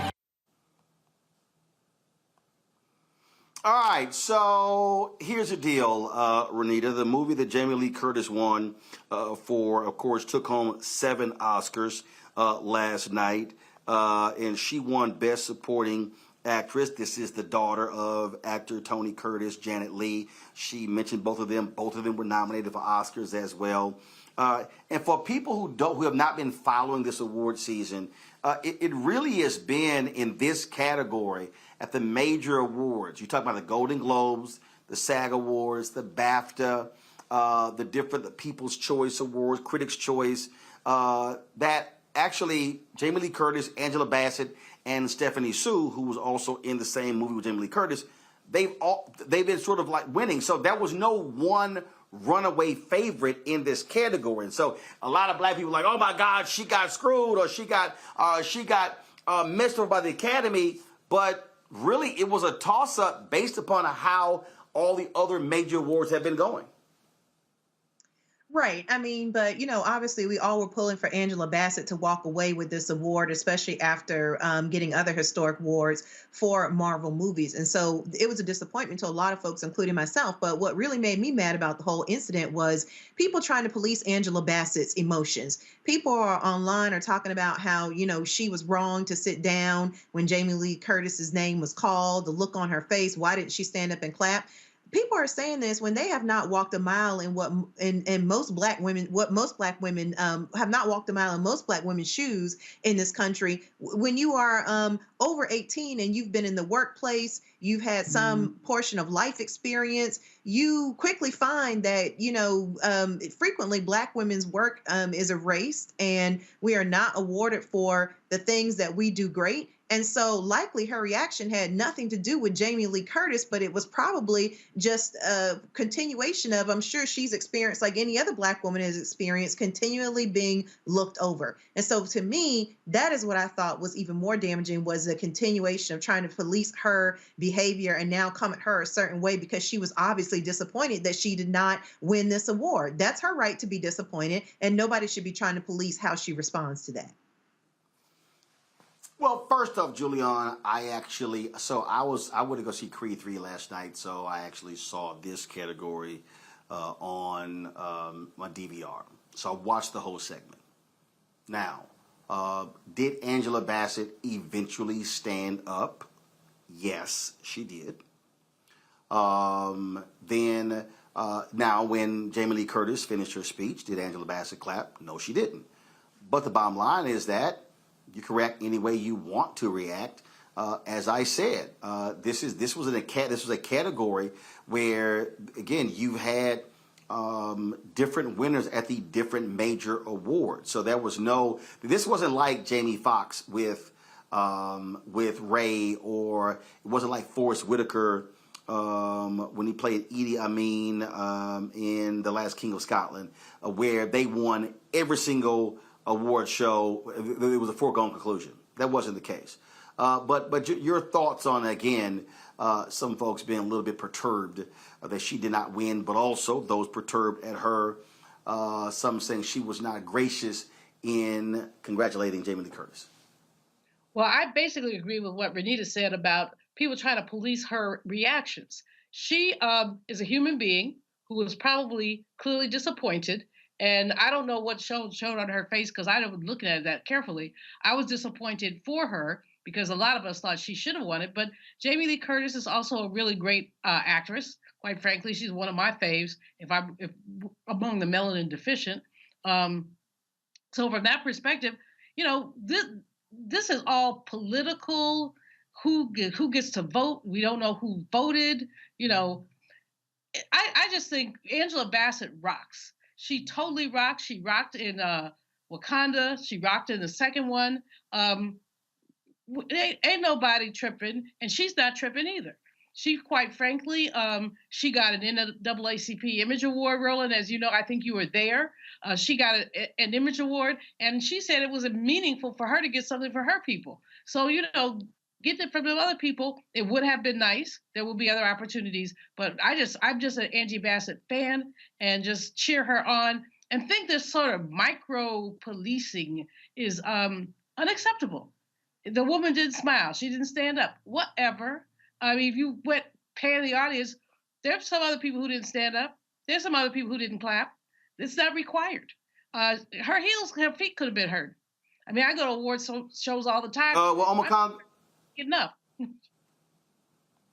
Oma Congo, she won Best Supporting Actress at the Image Awards. Plus, she also won Entertainer of the Year. But like I said, you've had all these different reactions to what took place. Your thoughts? I feel like people are basically looking at this as like Will Smith, Chris Rock round 2 or something like that in terms of making this such a huge deal. That was a big deal. What happened last year?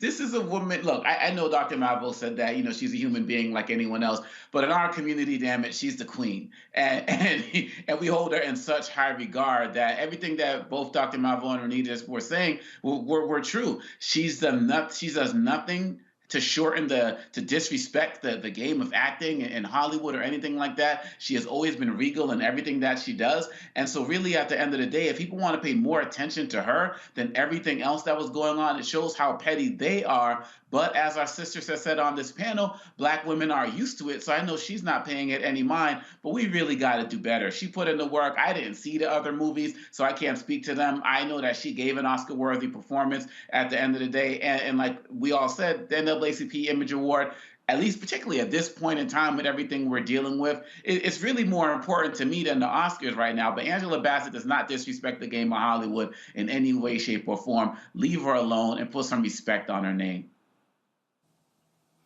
Well, also keep in mind, and Jimmy Kimmel, I appreciate that he actually did this last night. He acknowledged from the stage that Danielle Detweiler, who was, of course, the lead actress in Till, and he also mentioned Viola Davis in The Woman King. Both of those women were not nominated. Both of those movies were not nominated.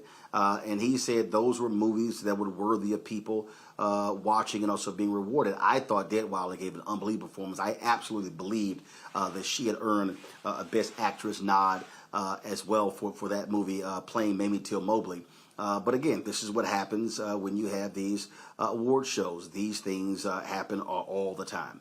All right, folks, history was made last night when Hampton University's Ruth Carter became the first Black woman to win 2 Oscars when she won for Best Costume Design for Black Panther 2. She, of course, won it for the first Black Panther, and it was bittersweet for her when she told everyone this in her acceptance speech. Nice to see you again. Thank you to the Academy for recognizing the superhero that is a Black woman. She endures, she loves, she overcomes. She is every woman in this film. She is my mother. This past week, Mabel Carter became an ancestor. This film prepared me for this moment. Chadwick, please take care of Mom. Ryan Coogler, Nate Moore, thank you both for your vision. Together, we are reshaping how culture is represented.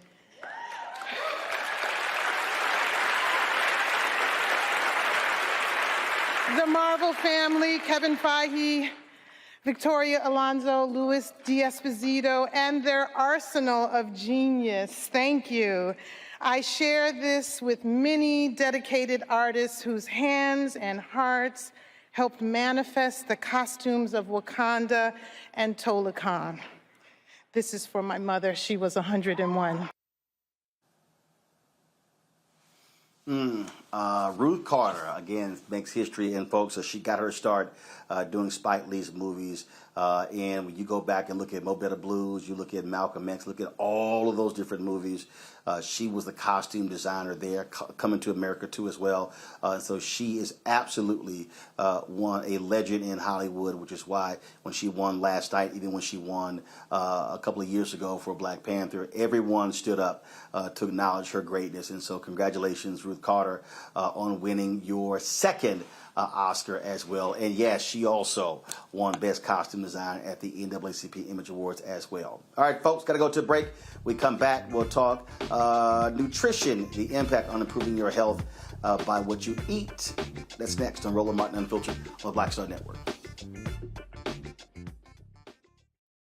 A lot of these corporations or people that are running stuff push Black people if they're doing a certain thing. What that does is it creates a butterfly effect of any young kid who, wants to leave any situation they're in, and the only people they see are people that are doing this. So I gotta be a gangster, I gotta shoot, I gotta sell, I gotta do this in order to do it.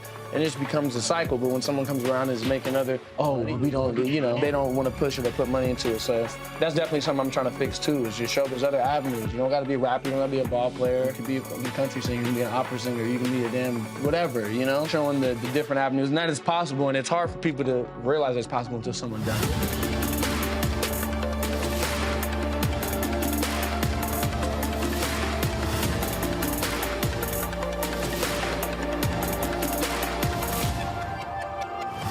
Next, A Balanced Life with me, Dr. Jackie. Just who do you think you are?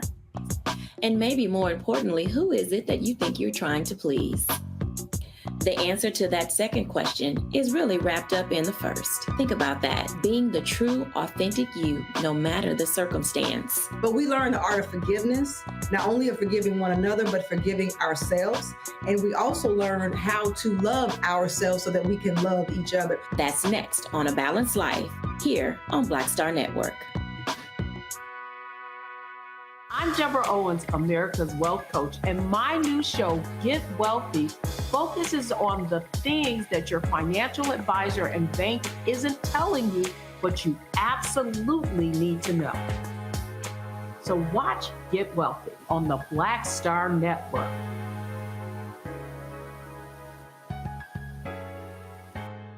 Hi, I'm Vivian Green. Hi, this is Essence Atkins. Hey everybody, this is your man Fred Hammond, and you're watching Roland Martin, my man, Unfiltered.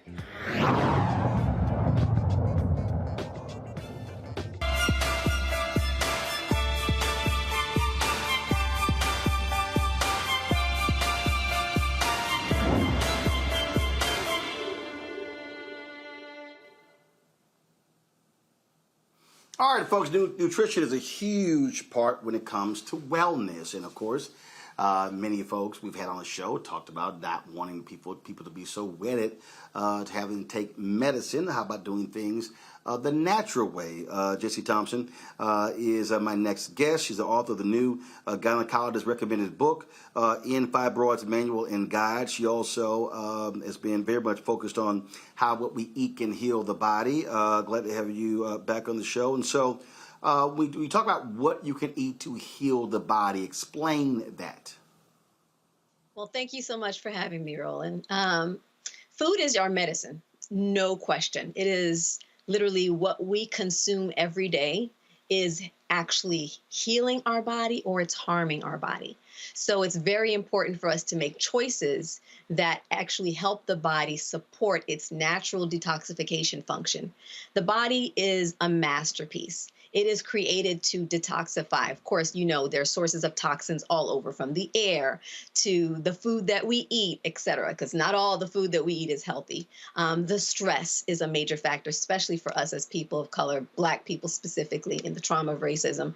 So what's happening is the body's natural detox function, which is the involuntary process by which the body rids itself of toxins through perspiration, respiration, urination, defecation, using our 4 vital organs, the skin, our largest organ, the liver, the lungs, the kidney, and then the digestive system and the lymphatic system. What happens when our body is overrun with toxins? It starts to now disrupt the body's ability to detoxify properly, and then we have to start to have an intervention and some people will do diet, some people will do fasting specifically to help reset the body and hopefully start a healthy lifestyle that is, we say prevention is the cure. And so one of the things that doctors always talk about is that when we talk about obesity, that's inflammation. That's and right. What we eat can either help or hurt. Mm-hmm. Yeah, no, that's a critical thing. In fact, we created this whole anti-inflammatory food list just so people, because some people think just because something is a vegetable, for instance, if I fry it, it's still a vegetable, right? But inflammation is actually something that our body, it's a natural process where the body starts to fight off disease. However, when the body is in a radical state of inflammation because of too much cortisol, because of too many, what happens is now the body starts to give birth to actual disease, inflammation, where it's radical in the body nonstop. It actually it's the root of so many conditions, whether it's high blood pressure, diabetes, cancer, fibroids, so many diseases. So for us, food is literally our first defense. It's to actually, of course, stress, minimize our stress, but then the food, using our food, which are anti-inflammatory foods that help to reduce inflammation in the body, such as cruciferous vegetables, right? Making that like broccoli and cabbage and bok choy and things like arugula, making the greens a part of every meal that you have is helping use foods to fight inflammation in the body, as well as, antioxidants in berries like blueberries and raspberries. Those are so great for the gut, helping the body. Again, remember we talked about the detoxification function. The digestive system plays a major role. So eating foods that help your gut, eating foods that have high selenium, like Brazil nuts that are great for your liver, another major detox organ. So using your food to actually power your vital organs so that your body can sustain an actual lifestyle of healing. Questions from the panel. Makongo, you first. Yeah, I only had 3 cookies today. I was regretting it before you came on, but now I'm like really regretting it. It was a little splurge. But one of the chat questions I have for you is, what advice do you give to those of us who live in communities that might be food deserts, or where they may have organic sections that are starting to come into some of our stores? They're still expensive. What kind of tips do you give for those of us who live in that part of our community who want to make better food choices but are limited because of what's around them or budget? Very good question. Number one, go to the detoxnow.com right now and download our free food list. Because what we did in our free food list is we listed out what foods are anti-inflammatory, what foods are good for you to now substitute in your regular diet. And also knowing the clean 15 and the dirty dozen is really important, because guess what? in certain foods, there's a rating every year. They put out what foods are actually, the way that they're farmed, they maintain the purity of the food, such as cantaloupes, right? Such as melons. The thickness of the skin is such that the meat of the food, the meat of the melons are actually, they don't have to be organic because they're still clean. But then you have certain foods that are part of the dirty dozen where those foods, you really need them to be organic. And I'm going to come back to that, such as apples and pears and berries, right? Because so harmful because of the pesticides on them. So in food deserts, number one, you want to know what are your go-to anywhere I can go right now. Like I know if I'm going somewhere, mangoes are on the clean 15 list. Avocados are on the clean 15 list, right? Cantaloupes and honeydew, those kind of things. And then specifically, I would get things like either you can clean them with white vinegar or baking soda in water, soak them. You want to do an extra job of actually cleaning them. That helps to actually, make them less harmful for you. And then, so you'll use the cleaning agents to, like, I like to soak them. I use food grade hydrogen peroxide with distilled water. I make a mix of that, 11 ounces of distilled water with 1 ounce of hydrogen food grade peroxide. I use it as my vegetable cleaner, and I will clean all my veggies. So now you may not be able to get organic everything. Try to get as much as you can organic, but then clean it so that you give yourself a better chance of having healthier foods. And again, the reason we did the free food list is you may not be ready to, because what happens is when you find that, you'll see signs that your body is dealing with those toxins. So those 3 cookies, okay, you had them today, but are you having 3 cookies every day, right? Are you having them with breakfast, lunch, and dinner, right? These are things that now you'll start to see signs that your body is slowing down. You'll see weight start to kind of settle. You'll start to see that you feel tired a lot. These are signs that your body's detoxification function is actually being impaired. It's being compromised. And maybe it's time to reset. And for us, that was a major thing. That's why we created these fasts, these detoxes for people to help reset their functions, right? For instance, there's a woman who posted this week, in fact, we shared her testimony today, that she has been taking allergy meds for 20 years, right? And she did our fruit fast, and she's on day 8 of our fruits, which is just specific fruits and the herbal supplements that are used to support the body in resetting during this fast, right? This healing fast. And by day 8, she's completely off of all of the allergy meds that she's been taking for 20 years. So we know the body knows how to heal itself. We know that detoxification is a natural function, and using those specific foods, right, and the herbal supplementation, she was able to completely reverse that process in her body. Renita. Yes, thank you for coming on today. Just a quick question. Are there any foods that the public generally thinks are healthy, but in your personal opinion, there's just never any ever good reason to eat them? So many. One that's really popular is wheatgrass. Wheatgrass is like in these high-end places, get your wheatgrass shot. But it's actually very harmful to your gut because it's created, you need 4 stomachs to digest it. It's for animals. It's for like cows, right? Large mammals. And people will consume it like it's for us, and it really can do damage. That's kind of one of them. Another one that it really depends, and this is specifically for my sisters out there, flax seeds. So flax seeds can have beneficial properties for women who may be in perimenopause or menopause because their estrogen is low, right? Because estrogen they need support building their estrogen during that time frame.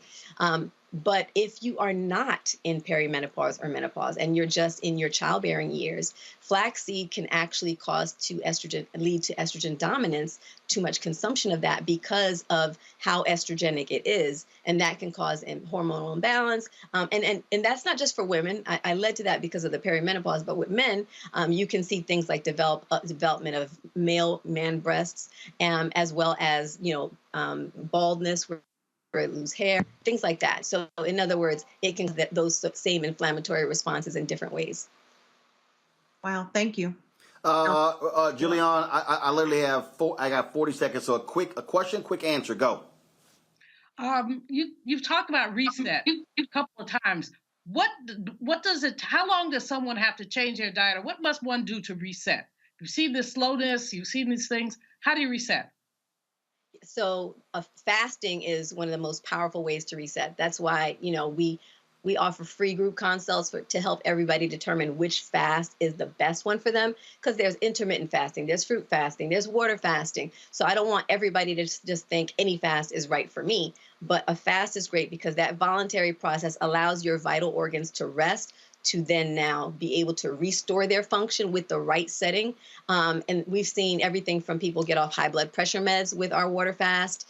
Taj, in fact, from SWE, has a powerful testimony of being on our water fast, and she uses it on a regular basis twice a year. Every 6 months or so she does it. And so definitely, we invite you to book a free group consult so that you can find out the right one for you at the detoxnow.com. All right. Jesse, thanks a lot. Folks, we have the information right there on how to reach you. We appreciate it. Thanks a lot. Thanks for having me. Nutrition is your medicine. Renita. All right. Renita Omakongo Julian, thank you so very much, folks. That's it for us. I've got to go. We'll see you tomorrow right here on Roland Martin Unfiltered, right here on the Black Star Network. Don't forget, download our app, Apple phone, Android phone, Apple TV, Android TV, Roku, Amazon Fire TV, Xbox One, Samsung Smart TV. And, of course, join our Bring the Funk fan club. Send check and money orders. P.O. Box 57196, Washington, D.C., 20037-0196. Cash App, $RM Unfiltered. PayPal, R Martin Unfiltered. Venmo is RM Unfiltered. Zelle, Roland at RolandSMartin.com. Roland at RolandMartinUnfiltered.com. I will see you tomorrow. Holla! Folks, Black Star Network is here. Oh, no punches! I'm real revolutionary right now. Support this man, Black Media. He makes sure that our stories are told. Thank you for being the voice of Black America, Roland. Stay black. I love y'all. All momentum we have now, we have to keep this going. The video looks phenomenal. See, there's a difference between Black Star Network and Black-owned media and something like CNN. You can't be Black-owned media and be scared. It's time to be smart. Bring your eyeballs home. You dig? Pull up a chair. Take your seat at the Black Table with me, Dr. Greg Carr, here on the Black Star Network. Every week, we'll take a deeper dive into the world we're living in. Join the conversation only on the Black Star Network. Hi, I'm Dr. Jackie Hood Martin, and I have a question for you. Ever feel as if your life is teetering and the weight and pressure of the world is consistently on your shoulders? Well, let me tell you, living a balanced life isn't easy. Join me each Tuesday on Black Star Network for A Balanced Life with Dr. Jackie. We're all impacted by the culture, whether we know it or not. From politics to music and entertainment, it's a huge part of our lives, and we're going to talk about it every day right here on The Culture with me, Faraji Muhammad, only on the Black Star Network. I'm Deborah Owens, America's Wealth Coach, and my new show, Get Wealthy, focuses on the things that your financial advisor and bank isn't telling you, but you absolutely need to know. So watch Get Wealthy on the Black Star Network.